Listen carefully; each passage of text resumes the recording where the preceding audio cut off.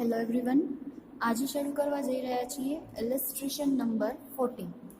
Okay, શરૂ કરીએ. From the following particular of નિયતિ's transaction to of a transfer of assets affected during the financial year 1920.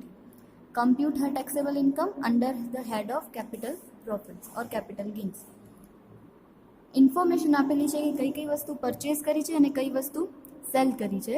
Okay, અને નીચે information છે. Relevant cost inflation index number of financial year 1920 is 289.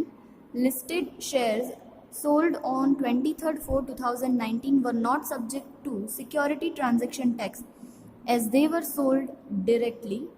Similarly, the equity-oriented units of approved mutual fund sold on 15/3/2020 were not subject to security transaction tax as they were also sold directly. Okay, આ મેં તમને પહેલાં પણ કહ્યું હતું, ફરીથી એકવાર repeat કરું છું. સિક્યોરિટી ટ્રાન્ઝેક્શન ટેક્સ અગર પેબલ હોય તો પહેલાં એવા રૂલ્સ હતા કે જો સિક્યોરિટી ટ્રાન્ઝેક્શન ટેક્સ પેમેન્ટ કરેલો હોય તો એને પૂરેપૂરો કેપિટલ ગેઇનમાંથી એક્ઝેમ્પ્ટ કરવામાં આવતું. પણ મેં તમને જ્યારે બધા રૂલ્સ અને રેગ્યુલેશન સમજાવ્યા ત્યારે મેં તમને કીધું હતું કે હવે આ રૂલ નીકળી ગયો છે. સિક્યોરિટી ટ્રાન્ઝેક્શન ટેક્સ પેમેન્ટ કરેલો હોય કે પેમેન્ટ ન કરેલો હોય, આપણે એને કેપિટલ ગેઇનના ટોટલમાં કન્સિડર કરીએ જ છીએ.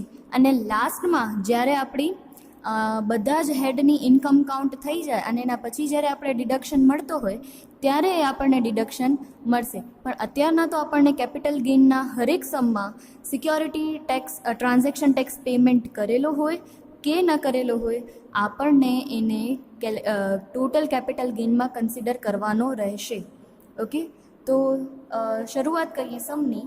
સૌથી પહેલાં એ લોકોએ કીધું છે લિસ્ટેડ શેર પરચેસ ક્યારે કર્યા છે? 15/1/98 ત્યારે પરચેસ કર્યા છે અને આપણે આપણા યરમાં સેલ કરી છે 15/4/19 અને 23/4/2019. જ્યારે આવી રીતે અલગ અલગ હોય તો આપણે એની કેલ્ક્યુલેશન પણ અલગ અલગ જ કરશું. હવે બટ ઓબ્વિયસ છે 98માં પરચેસ કરેલા છે અને 2020 ને આમ પણ લિસ્ટેડ શેર માટે કન્ડિશન શું છે? 12 મંથની છે, બરાબર. 12 મહિનાથી ઓછા હોય તો એ શોર્ટ ટર્મ કેપિટલ હોય અને 12 મહિનાથી વધારે હોય તો એ લોંગ ટર્મ કેપિટલમાં આવે. તો આ લોંગ ટર્મ કેપિટલ અસેટ્સ છે. એના માટે કેલ્ક્યુલેશન કરીએ. સૌથી પહેલી ફર્સ્ટ એ લોકોએ આપેલા છે એ શેર સેલ કરેલા છે 10,74,700. સો આપણે લખશું શેર્સ સોલ્ડ ઓન 15/4/2019 માટેના 10,74,700. કોઈ ટ્રાન્ઝેક્શન એક્સપેન્સ નથી એટલે આપણે માઇનસ નથી કર્યું, અધરવાઇઝ ટ્રાન્ઝેક્શન એક્સપેન્સ માઇનસ કરીએ. Then after less index cost. મેં તમને આ પહેલાં પણ કહ્યું હતું, ફરીથી રિપીટ કરું છું કે ઇન્ડેક્સ કોસ્ટ ઓફ એક્વિઝિશન કોની કાઉન્ટ કરાય? માત્ર ને માત્ર લોંગ ટર્મ કેપિટલ્સ હોય એની જ આપણે ઇન્ડેક્સ કોસ્ટ આવી રીતે કાઉન્ટ કરીએ છીએ. બધાની ઇન્ડેક્સ કોસ્ટ મતલબ કે શોર્ટ ટર્મ અગર અસેટ હશે તો એની ઇન્ડેક્સ કોસ્ટ કાઉન્ટ ન થાય, એને ઓરિજિનલ કોસ્ટ જ લેવી પડે. પણ આ તો લોંગ ટર્મ છે એટલે કન્સિડર કરીએ. 98 છે એટલે 2000 પહેલાં છે. સો 2000ની પહેલાં હોય તો આપણે જોવું પડશે કે જ્યારે પરચેસ કર્યો ત્યારે કેટલાનો હતો? 90,000નો. અને એની 1/4/2001ના એની ફેસ વેલ્યુ કેટલી છે? 3,60,000. તો 90,000 ઓર 3,60,000 વિચ એવર ઇઝ મોર, આનામાંથી જે વધારે હશે એ આપણે લેશું. તો 360 વધારે છે, 360 મલ્ટીપ્લાય બાય 289 અને બેઝ યર માટેનો ઇન્ડેક્સ કોસ્ટ છે 100. સો આન્સર આવી જશે 10,40,400. માઇનસ કરશું એટલે આપણને કેપિટલ ગેઇન મળી જશે 34,300. અહીંયા લખેલું છે નો એક્ઝેપ્શન નોટ નંબર 1. નોટ નંબર 1માં એટલે લખેલું છે કે સિક્યોરિટી ટ્રાન્ઝેક્શન ટેક્સ પેમેન્ટ નથી કરેલો એટલે ફૂલી ટેક્સેબલ છે. અને જો અગર પેમેન્ટ કર્યો હોત તો પણ એ ફૂલી ટેક્સેબલ જ થાત, કારણ કે હવે ચેન્જીસ આવી ગયા છે એટલે. હવે લિસ્ટેડ શેરમાં જ બીજો પાર્ટ છે એ કરીએ. એની સેલિંગ પ્રાઇસ છે 11,86,700. એ પણ પરચેઝ 15/1/98ના જ કરેલા છે એટલે કે બિફોર 2001 છે. એટલે આપણે જોવું પડશે કે જ્યારે પરચેસ કર્યા ત્યારે હતા 90,000ના અને 2001માં એની ફેર વેલ્યુ 3,60,000 છે. તો આ 90 અને 360 વિચ એવર ઇઝ મોર, બંનેમાંથી જે વધારે હશે એ જ લેશું, દેટ ઇઝ 360 ઇન્ટુ આ યરનો ઇન્ડેક્સ કોસ્ટ 289 એન્ડ બેઝ યરનો 100. So divided by 100. આન્સર આવી જશે 10,44,400. સો 1186માંથી 10,44,400 માઇનસ કરશો, આન્સર આપણને મળશે 1,46,300. એના પછીની ઇન્ફોર્મેશન છે shares not listed on stock exchange. એવા શેર્સ છે કે જે સ્ટોક એક્સચેન્જમાં લિસ્ટ નથી કરેલા. તો એના માટે આપણે પહેલાં ડિસાઇડ કરશું કે લોંગ ટર્મ છે કે શોર્ટ ટર્મ. તો એની મેઇન કન્ડિશન કઈ હતી? જો લિસ્ટેડ નથી તો 24 મંથની હતી. તો આ પરચેસ કરેલા છે 2011માં.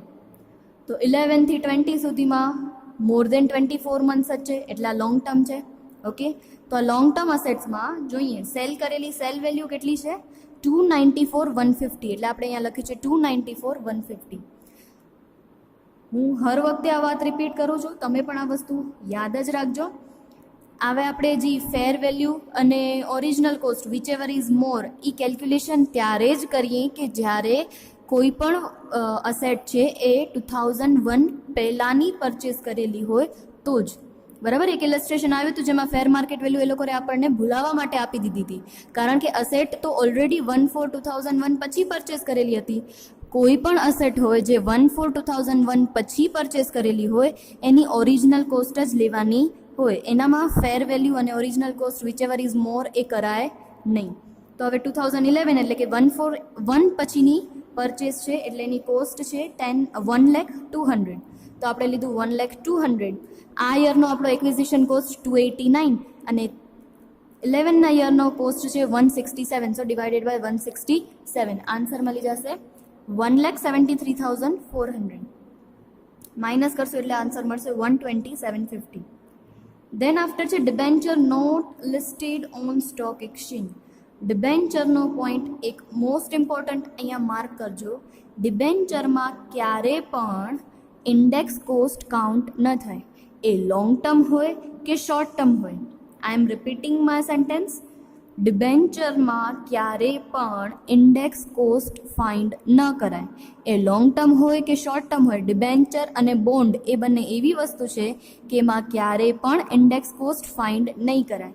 પણ એક જ એવો બોન્ડ છે ડિબેન્ચરનો જે તમને આ પાછળ થર્ડ નોટમાં એ લોકોએ લખેલું છે, the benefit of indexation is not available in respect of listed or unlisted debenture. કોઈ પણ ટાઈપના ડિબેન્ચર હોય આ બેનિફિટ નથી મળતો, બોન્ડને પણ નથી મળતો.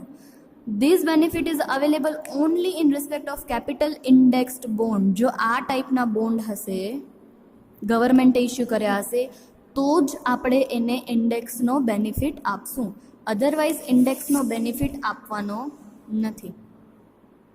ક્લિયર છે? ડિબેન્ચર અને બોન્ડ હોય તો એમાં આપણે ક્યારે ઇન્ડેક્સ કોસ્ટ બેનિફિટ નહીં આપીએ, એક્સેપ્ટ કે એ કેપિટલ બોન્ડ ગવર્મેન્ટે બારે પાડેલો હશે તો. તો અહીંયા આપણે એની સેલ વેલ્યુ છે 390 અને એની ડાયરેક્ટ કોસ્ટ છે 2,13,000. આપણે ડાયરેક્ટ લઈ લીધી છે 2,13,000. ઓકે, અહીંયા ઇન્ડેક્સ કોસ્ટ કાઉન્ટ કરેલો નથી. આ સમ કરાવવાનો મેઇન પર્પઝ એક ડિબેન્ચરનો પોઈન્ટ અને એક એસટીટીનો પોઈન્ટ. ઓકે, સો આન્સર આવશે 177. એના પછી છે unit of approved mutual fund. Units of approved mutual fund છે તો એના માટે કન્ડિશન કઈ છે? 12 મંથવાળી છે. બરાબર, તો પરચેસ કરેલા છે 2014માં અને સેલ કરીએ છીએ 2020માં, તો એ લોંગ ટર્મ અસેટ છે. સૌથી પહેલાં એનામાં પણ 2 પાર્ટ આપેલા છે, તો એ 2 પાર્ટને આપણે અલગ અલગ કન્સિડર કરશું. જો તમે અહીંયા કને જોતા હશો ને તો જે પણ અસેટ્સ 1/4/1 પછી પરચેસ કરેલી હશે ને એની ફેર વેલ્યુ આપી જ નહીં હોય. પણ ક્યારેક શું કરશે, એકની પણ ફેર વેલ્યુ આપી દેશે એટલે તમે હું આ કને શું કરો, મિસ્ટેક કરો. બરાબર, કેમ કે તમારા મગજમાં શું થઈ જાય કે ફેર વેલ્યુ આપેલી હોય તો ઓરિજિનલ અને fair value whichever is more કરવાનું જ. પણ પરચેસ ડેટ હંમેશા યાદ રાખવાની 1/4/2001 પહેલાં હોય તો જ આવું કરવાનું, અધરવાઇઝ નહીં. ઓકે, યુનિટ ટ્રસ્ટવાળું કરીએ મ્યુચ્યુઅલ ફંડનું. સેલ વેલ્યુ છે 327,200. સો 327,200 માઇનસ આપણા લોંગ ટર્મ છે એટલે એનામાં ઇન્ડેક્સ કોસ્ટ ફાઇન્ડ કરશું. પરચેસ છે 176, 289 એન્ડ ડિવાઇડેડ બાય 220 એ યરનો ઇન્ડેક્સ કોસ્ટ. તો આપણને એક્ઝેક્ટ મળશે 2,31,200. તો 96,000 આપણો લોંગ ટર્મ કેપિટલ ગેઇન. એનામાં સેકન્ડ પાર્ટ કન્સિડર કરીએ. સેલ કરીએ છીએ 3,33,200. 333,200 માઇનસ ઇન્ડેક્સ કોસ્ટ કરશું આપણે 176 multiply by 289 divided by 220, that is 2,11,200. Answer આવી જશે 1,02,000. એના પછી લાસ્ટ બચે છે ગોલ્ડ. ગોલ્ડમાં એ લોકોએ કીધું છે કે પરચેઝ 89માં કરેલું છે અને ગોલ્ડ છે એ આપણા થર્ડ કન્ડિશનમાં આવે છે મોર દેન 36 મંથવાળામાં, બરાબર. 36 મંથથી ઓછી હોય તો શોર્ટ ટર્મ, પણ 36 મંથથી વધારે હોય તો લોંગ ટર્મ. તો આ લોંગ ટર્મ નેચરની અસેટ છે કારણ કે 89માં પરચેસ કરેલી છે. ઓકે, તો એનામાં સેલ પ્રાઇસ એ લોકોએ આપેલી છે 582,900. એનામાં આપણે કન્સિડર કરીએ તો એની ફેર વેલ્યુ છે 60,000 અને પરચેસ કર્યો ત્યારે ખાલી ગોલ્ડ હતો 25,000. So whichever is more, so 25,000 and fair value 60,000, whichever is more. તો જે વધારે છે એ કન્સિડર કરશું, that is 60,000. 60 into 289 divided by 100, એટલે આન્સર આવી જશે 1,73,400. માઇનસ કરવાથી આન્સર મળશે 4,09,500.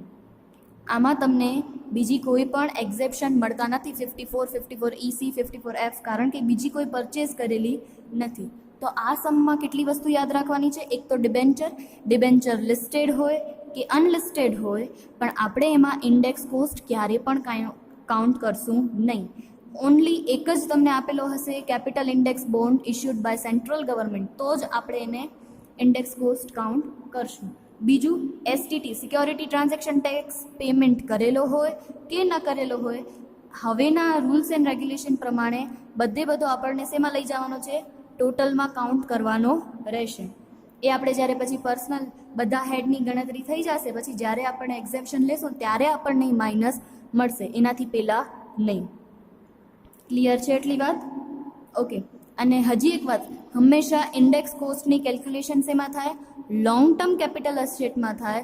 શોર્ટ ટર્મ કેપિટલ અસેટ્સમાં ક્યારે પણ ઇન્ડેક્સ કોસ્ટની કેલ્ક્યુલેશન થતી નથી. ઓકે, સો ઇલસ્ટ્રેશન 14. એના પછી આજે એક સમ લઈએ, સમ નંબર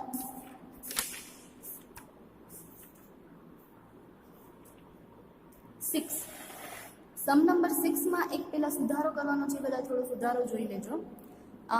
આન્સર નહીં આવે સુધારો નહીં કરીએ તો, એટલે આપણે થોડા ચેન્જીસ કરવા પડશે. સૌથી પહેલો ચેન્જીસ અહીંયા કને અમાઉન્ટમાં કરવાનો છે. જ્વેલરીની 141માં 750 લખવાની છે અને 110/2004 જે આપણી પરચેસ પ્રાઇસ છે ત્યાં લખવાનું છે 9,35,075. બંનેની અમાઉન્ટ એકબીજાની જગ્યાએ ચેન્જ કરી લેવાની છે. અને બીજા અહીંયા કને યરમાં એ લોકોએ 12-12 લખ્યું છે, તો આ માઇનર ભૂલ છે. 11-12 હોય અને 15-15 ન હોય, 14-15 હોય. ઓકે, આ સમ કરાવવા માટેનો મેઇન પર્પઝ છે એક આ મોટર કાર, ડિબેન્ચર, બરાબર, જે મેં તમને પહેલાં જ કહી દીધું હતું. ઓકે, તો શરૂઆત કરીએ સમ નંબર 6થી. આપણા પાસે ઇન્ફોર્મેશન છે બધી અસેટ્સની. નીચે શું કીધું છે એ ખાસ જોઈ લઈએ. શી હેડ ઇન્કર્ડ 240 in the year 14-15 additional construction, એક એક્સ્ટ્રા કન્સ્ટ્રક્શન કરે છે. ઓકે, એના પછી 142,001ની ફેર વેલ્યુઝ આપી છે. જો હવે અહીંયા કને તમે ભૂલ કરી આવો, શું છે અહીંયા કને? જ્વેલરી 110,400 અને અહીંયા કને તમને ફેર વેલ્યુ આપી છે 142,001. તો તમે આમાં એમ કરી આવો વિચ એવર ઇઝ મોર, અહીંયા એપ્લિકેબલ થાય નહીં. અગર જ્વેલરી છે એ 142,001 બિફોર પરચેઝ હોય તો જ વિચ એવર ઇઝ મોર વાળી કેલ્ક્યુલેશન કરાય, અધરવાઇઝ આવી કોઈ જ કેલ્ક્યુલેશન કરાય નહીં. તો શું કરાય? તો જે ઓરિજિનલ કોસ્ટ હોય એને જ ધ્યાનમાં લેવાય, બરાબર. જે પણ અસેટ 142,001 પછી પરચેસ કરેલી છે એ બધી જ અસેટની કોસ્ટ ધ્યાનમાં લઈ અને પછી ઇન્ડેક્સ કોસ્ટ કાઉન્ટ કરાય. ઓકે, અને આપણે એક હાઉસ પરચેસ કરીએ છીએ, ન્યૂ ફ્લેટ પરચેસ કરીએ છીએ 10 લાખનો. આવો સમ આપણે પહેલાં પણ કર્યો છે, બરાબર. ઉપર એક હાઉસ આપેલું છે, હાઉસ સેલ કરીને હાઉસ પરચેસ કરીએ છીએ, બરાબર. ઓર બીજી બધી અસેટ્સ પણ છે, તો બીજી બધી અસેટ સેલ કરીને પણ હાઉસ પરચેસ કરી શકીએ. તો આપણા પાસે બે ઓપ્શન છે, 54 એન્ડ 54F. પણ મેં તમને પહેલાં પણ કીધું હતું કે 54 એન્ડ 54F જ્યારે બંને અવેલેબલ હોય ત્યારે આપણે 54ને ચૂઝ કરશું, 54Fને નહીં. ઓકે, સો 54 આપણે ધ્યાનમાં રાખી અને હાઉસની સામે હાઉસનો ટ્રાન્ઝેક્શન લેશું. ઓકે, શરૂ કરીએ.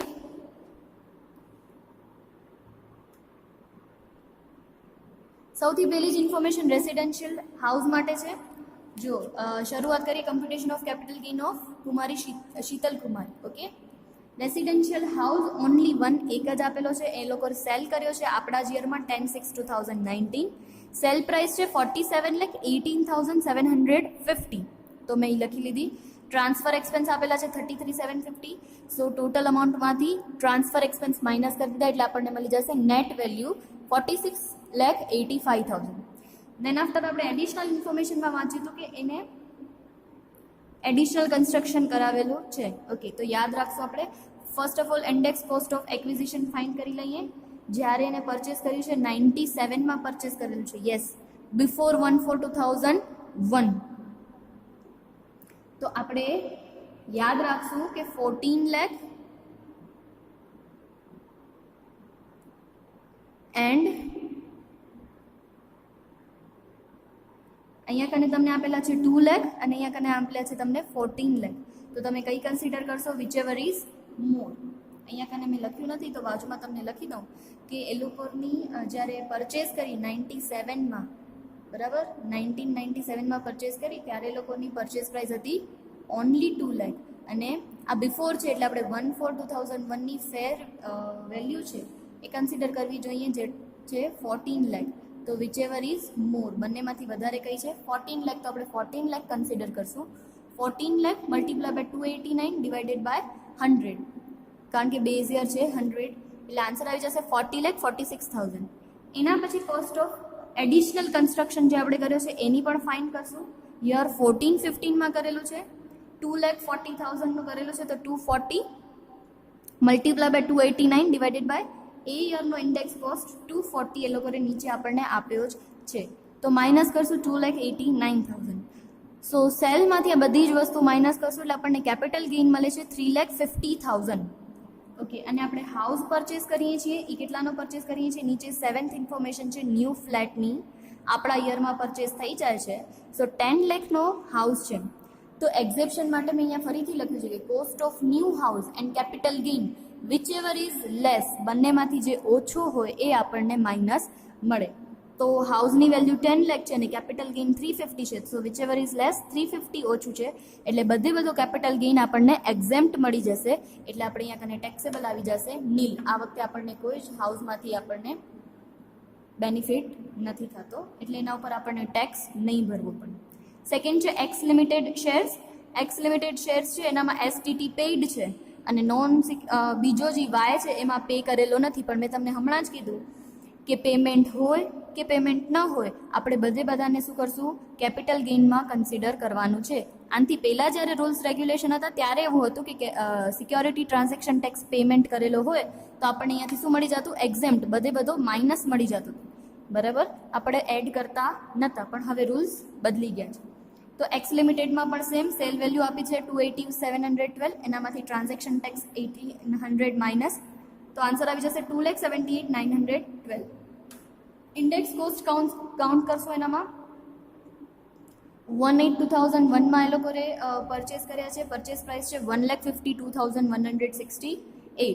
સો 152,168 મલ્ટીપ્લાય બાય આપણા યરનો ઇન્ડેક્સ કોસ્ટ છે 289 ડિવાઇડેડ બાય જ્યારે 11-12માં પરચેસ કર્યો ત્યારે 84. સો માઇનસ મળશે 2,39,003. માઇનસ કર્યા પછી ટોટલ ટેક્સેબલ ગેઇન આવે છે આપણો 39,909. એના પછી વાય લિમિટેડના શેર માટે પણ સેમ સેલ વેલ્યુ એનામાંથી ટ્રાન્ઝેક્શન એક્સપેન્સ માઇનસ એટલે આન્સર મળશે 6,16,000. એના પછી કોસ્ટ ઓફ એક્વિઝિશન આપણે કાઉન્ટ કરીએ તો વાય પરચેસ કરેલો છે 112,2000 એટલે બિફોર 2001 પહેલાં પરચેસ કરેલો છે. તો આપણે ફરીથી કેલ્ક્યુલેશન કરશું કે ફેસ વેલ્યુ 1/4/2001ના છે 160 અને કોસ્ટ જ્યારે પરચેસ કર્યો હતો ત્યારે હતો 2 લાખ. સો વિચેવર ઇઝ મોર. સો અહીંયા આવશે કોસ્ટ 2 લાખ. આ લખવાનું કારણ ઇઝ કે ઘણીવાર આપણા મનમાં સમમાં સેમ રિપીટેશન થતું હોય ને તો આપણે ભૂલી જઈએ કે વધારે લેવાનો છે. આપણા મગજમાં પછી એવું યાદ રહી જાય કે ફેસ વેલ્યુ લેવાની છે, જે શું છે? ખોટું છે. ફેસ વેલ્યુ નથી લેવાની. કોસ્ટ અને ફેસ વેલ્યુ 1/4/1ની વિચેવર ઇઝ મોર, વધારે હોય એ લેવાની છે. બરાબર, આ જ એક એવો સમ છે કે જેમાં આવી રીતે થાય છે. સો 2 લાખ ઇન્ટુ 289 ડિવાઇડેડ બાય આપણો બેઝ યર 100. આન્સર આવી જશે 5,78,000. નેટ સેલ વેલ્યુમાંથી 578 માઇનસ કરશો એટલે ટેક્સેબલ કેપિટલ ગેઇન મળશે 38,000. એના પછી જ્વેલરી માટે કાઉન્ટ કરીએ. જ્વેલરીમાં મેં તમને ચેન્જ કરાવ્યું છે. ઉપર આવશે 9,35,075 અને નીચે આવશે 7,50,000. ઓકે, આમાં આપણને ભૂલાવા માટે 1/4/2001ની ફેર વેલ્યુ આપી છે. એકચ્યુઅલમાં ફેર વેલ્યુ જો 2001 પછીના પરચેઝમાં ક્યારે ધ્યાનમાં લેવાય નહીં. સો 110/4 એટલે કે 1/4/2001 પછીની પરચેઝ છે, તો આપણે અહીંયા આપણે એની કોસ્ટને જ ધ્યાનમાં લઈશું. સો 9,35,075 મતલબ 75 ઇન્ટુ 289 ડિવાઇડેડ બાય એ યરનો ઇન્ડેક્સ કોસ્ટ 113. ઓકે, નીચે ફેર વેલ્યુ આપી છે એ આપણે મિસ્ટેક કરીએ એના માટે આપી છે, કારણ કે હંમેશા યાદ રાખવાનો 1/4/2001 પછીની પરચેઝ હોય તો એમાં ક્યારે પણ ફેસ વેલ્યુ કન્સિડર કરાય નહીં. સો ટેક્સેબલ ઇન્કમ આપણને મળી જશે long term capital gain 87,380. Last આવે છે ડિબેન્ચર. ડિબેન્ચરમાં શું છે, મેં તમને હમણાં જ કીધું, ડિબેન્ચરમાં ક્યારે પણ ઇન્ડેક્સ કોસ્ટ ફાઇન કરાશે નહીં. સો ડિબેન્ચરની સેલ વેલ્યુ છે 2,42,000, એનામાંથી ટ્રાન્સફર એક્સપેન્સ 2,000 માઇનસ કરીએ 2,40,000, અને એનામાંથી ડાયરેક્ટ કોસ્ટ ઓફ ડિબેન્ચર જે ઓરિજિનલ છે એ જ લઈ લેવાના 2 લાખ. એનામાં ઇન્ડેક્સ કોસ્ટ કાઉન્ટ થશે નહીં. તમારા માર્જિનમાં ખાસ લખી નાખજો, ડિબેન્ચર અને બોન્ડ હોય તો આપણે ઇન્ડેક્સ કોસ્ટ કાઉન્ટ નહીં કરીએ, એક્સેપ્ટ અગર સેન્ટ્રલ ગવર્મેન્ટના બોન્ડ હશે તો જ આપણે ઇન્ડેક્સ કોસ્ટ કાઉન્ટ કરશું. ઓકે, માઇનસ કરશું એટલે આપણને મળશે 40,000. લાસ્ટમાં છે motor car. Yes, motor car જ્યારે આપણે શરૂઆતમાં બધી અસેટ્સ ભણતા હતા ત્યારે પણ ભણ્યા હતા કે મોટર કાર છે એને આપણે કેપિટલ ગેઇનની કેલ્ક્યુલેશનમાં કન્સિડર કરશું નહીં. તો અહીંયા કને મોટર કાર લખીને લખી આવવાનું, motor car is not a capital asset, અને એની કોઈ જ અમાઉન્ટ આવશે નહીં. જેટલા પણ કેપિટલ ગેઇન ગોત્યા આપણે બારે બધી કોલમમાં લખ્યા છે, બધાનો ટોટલ કરશું એટલે આન્સર આવી જશે 2,05,289. ઓકે, આઈ હોપ આટલું પરફેક્ટ સમજાઈ ગયું હશે. કોઈ પણ ડાઉટ હોય તો મને તરત જ ગ્રુપમાં મેસેજ કરજો એટલે આપણે એને સોલ્વ કરી લેશું. Thank you.